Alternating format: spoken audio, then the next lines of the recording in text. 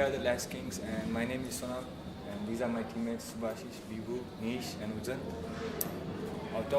Our broad topic was poverty, inequality, and labor market. And the theme we chose from this broad topic was austerity, a tool for inequality. And our research question is: how does austerity, a tool for austerity, a tool for foreign equality? So how does austerity impact the social income inequality? And our aim is to show the impact of austerity that causes a wider difference in the social income in a society, and also to suggest an alternate to solve the budget deficit in the economy. Also, our approach are of two kinds. There are monetary policies and the Keynesians. The monetary policy manipulates the supply of money in the market using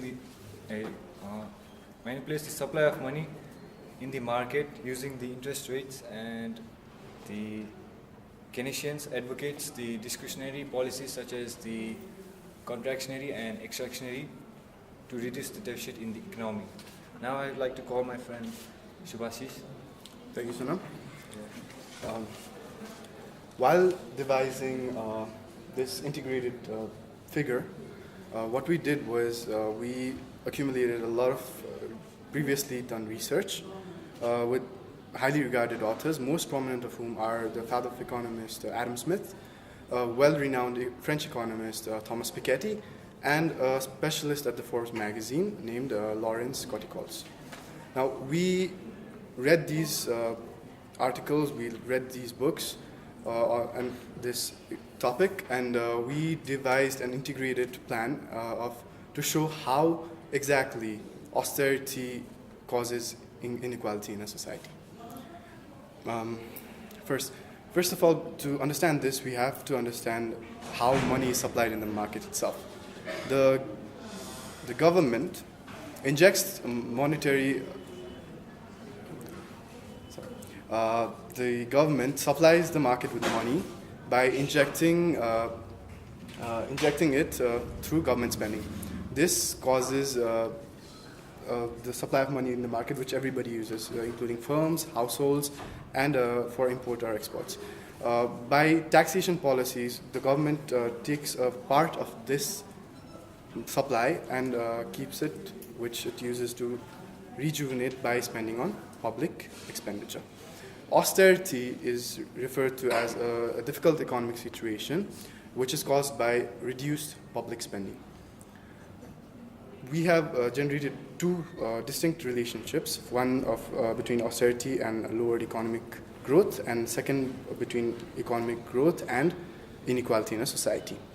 First, when government reduces public spending, what happens is that the supply of money in the market is contracted.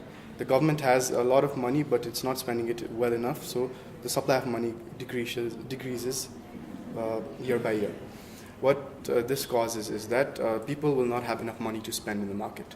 Now, when they don't have money to spend, the corporations, they will start producing more than is demanded. That causes disbalance in supply and losses for profit for organizations.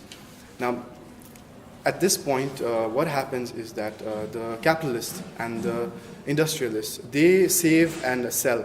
So they can downsize, they can outsource, and the labor supply is high so that the working class people will not have an increment in wages. Now, the cost of living index, due to the compulsory inflation of any economy, goes up every year. Now, to combat this, the people who are unemployed will have to spend from the money they already have, whereas the people who are rich, the people who own the industries, they will have a supply of money which will increase in value because of the decreased supply of money in the market. Now, this causes increased interest rates that lowers the foreign direct investment and internal investment, causing economic degrowth. The unemployment cycle comes over here. After the industries face loss, they start downsizing, so unemployment happens, which causes even less money in the market to spend, and this cycle goes on and on. At this point, we can see that people will try to go and take services from the public sector, the public institutions like health, education.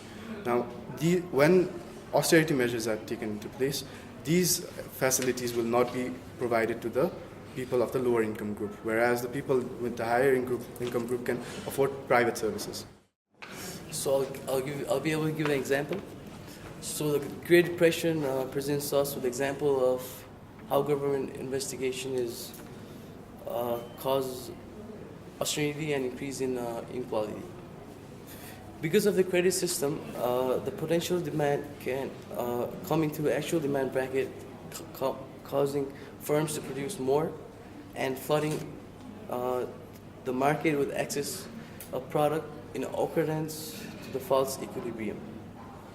Eventually, when the people defaulted on payments of financial institutions, they failed, and the other sector failed as well. So now the government chooses to bail out all the bank, causing less money to fail under public expenditure budget. The austerity measures followed the integrated diagram by the teammates explained. So this all caused an expansion in already existing inequality in USA. Now I'll call upon Nish for more examples. Yeah, I would like to talk about Singapore. It is an excellent example of how low government interventions and high public spendings aids economic development. Now, looking 30 years back, Singaporean economy was very similar to that of ours. Without the bounty of natural resources that we possess, they then used the prominent resources that they had, namely the seaport. The Singaporean government then used the income from the seaport to advance the infrastructures, increasing internal and FDI using the tax earnings, and investing in infrastructures and public sectors, which they managed to advance to the economic prosperity it currently enjoys. Now I would like to call upon Uchan for concluding recommendations. Thank you, Nish. The prevalence of such a tool austerity is fit for positive economy only, but in the knowledge economy we consider normative economic approach as well. Since the previous research does not provide a concrete answer on whether and why and when austerity will be beneficial, with the prevalence of economic volatility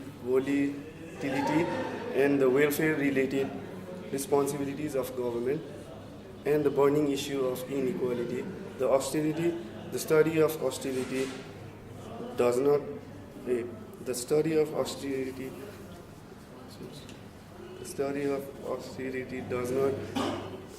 warrant a true effect on the society.